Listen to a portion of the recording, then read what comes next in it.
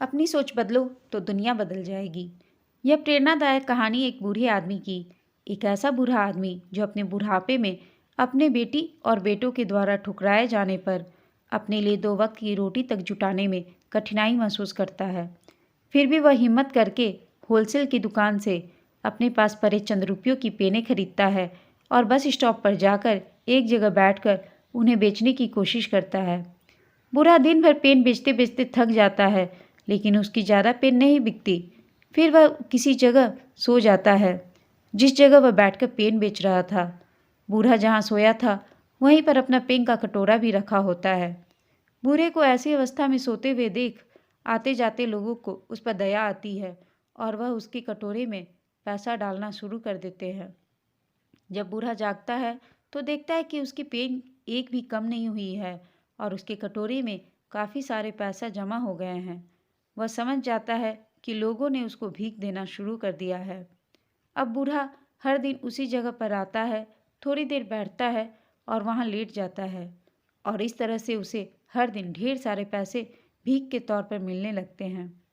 कई दिन बीतने के बाद जब बूढ़ा उसी जगह अपने उसी कटोरे में पेन रखकर बिना कुछ बोले बैठा होता है, तब एक यंग बिजनेसमैन उसको देखकर उसके कटोरे में 50 रुपये डालता है और अपने बस में वापस बैठ जाता है।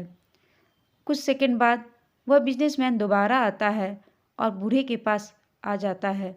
उस कटोरे से कुछ पेन उठाता है और उससे कहता है कि इस पेन की कुछ कीमत है और मैं आपको कीमत देकर यह पेन ले रहा हूँ। आखिर आप भी एक बिजनेसमैन हैं और मैं भी हूँ। इतना कहकर वह फिर से अपने बस में वापस चला जाता है और बस वहाँ से चली जाती है। उस यंग बिजनेसमैन की बातें जैसे बूढ़े के दिल में उतर जाती हैं। उसकी बातें दिन रात अब बूढ़े के दिमाग में घूमती रहती हैं। 2 साल यूं ही बीत जाते हैं। एक दिन वह यंग बिजनेसमैन एक जगह पर उस बूढ़े को दिखता है। बूढ़ा आदमी उसके पास जाता है और उससे कहता है कि आपने क्या मुझे पहचाना? बिजनेसमैन कहता है कि आपके याद दिलाने पर मुझे थोड़ा थोड़ा याद आ रहा है।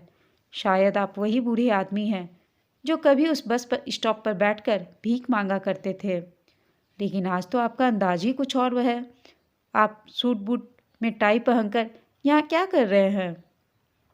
बूढ़ा आदमी उस यंग बिजनेसमैन को धन्यवाद देते हुए कहता है कि आप नहीं जानते कि आपने उस एक मुलाकात में मुझ पर कितना बड़ा उपकार कर दिया है। यंग बिजनेसमैन को कुछ समझ में नहीं आता, क्योंकि उसके हिसाब से उसने ऐसा कोई भी काम नहीं किया था जिसके लिए उसे धन्यवाद दिया जाए।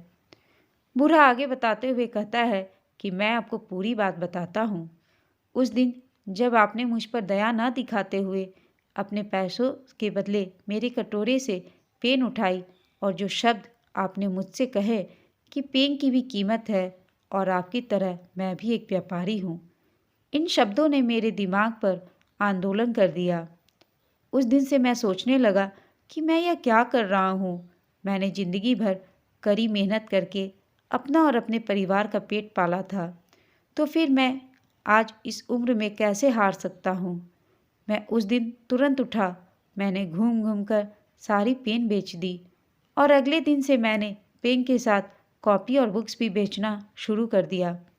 मैंने शुरू के 6 महीने काफ़ी मेहनत की और अपने बेचने की चीज़ें बढ़ाता गया और सिर्फ 6 महीने में मैंने स्टेशनरी की दुकान डाल दी।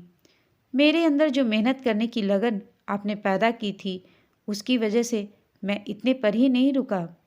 मैं स्टेशनरी में भी काफ़ी मेहनत करता था और मैंने कई सारी स्टेशनरियाँ खोल लीं और आज मैं शहर का सबसे बड़ा स्टेशनरी का थोक व्यापारी हूँ।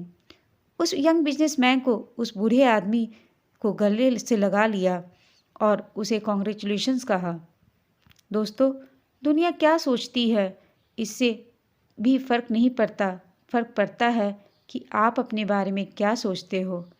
अगर आप अपने आप को कमज़ोर मानते हो तो आप और यह ऐसा सोचते हो कि आप कमज़ोर हो तो आप कमज़ोर हो जाते हो।